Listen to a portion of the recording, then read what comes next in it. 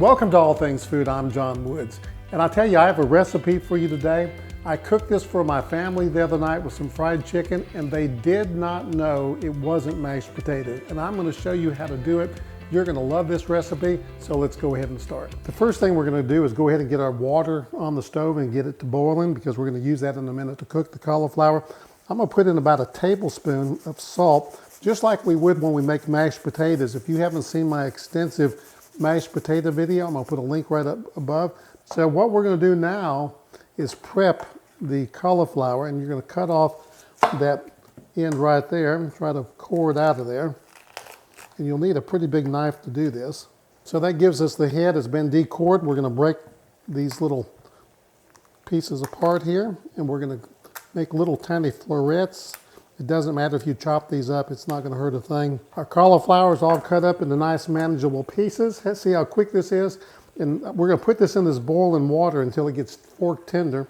And I'll tell you a little secret. We put some salt in. If you don't want to put salt, one thing I do sometimes is I'll put a little bit of better than bouillon chicken base in here.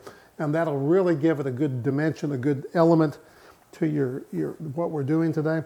But that's going to cook just a few minutes. It's going to be fork tender, and then we're going to go on to the rest of this recipe. All right, these have been cooking about 5 minutes, and they look pretty good to me. I'm going to pull it out and see how fork tender that is. We're good to go. So what we're going to do now is I'm going to take this out off the stove, put it in a colander over the sink, drain all the water off of it, and then we're going to come back and I'm going to show you step by step the simple process to make these wonderful side dishes. All right, we're going to take these and we're going to put those in my little food processor here. If you don't have a food processor, maybe you have an immersion blender that'll work just a little more work for you. Or you can just take some way and just mash them like you would do mashed potatoes by hand, or use a ricer. That would be really good. So what we're going to do now, a little bit, about a third of a stick of butter I'm going to toss in there. I'm going to put in a little bit of roasted garlic, 3 or 4 cloves there. A little bit of heavy whipping cream, shake that up some. Put in about a cup or so of heavy cream, not a whole lot. You can always add more, you can't take it out. And then a little pepper. You know, we've already salted the cauliflower, so we're not going to put any salt in right now because we're going to do a taste test. Go ahead and put the lid on this processor. If you don't have one of these, this is a Cuisinart and it's fabulous. And we're just going to pulse this for a minute or two. I think that's good. And man, look at that. I tell you, you cannot tell the difference between that and mashed potatoes. That's not the end of the story today, because I'm going to tell you how you can take this wonderful dish and kick it up one more level for something a little exciting and a little different. Grated Parmesan cheese.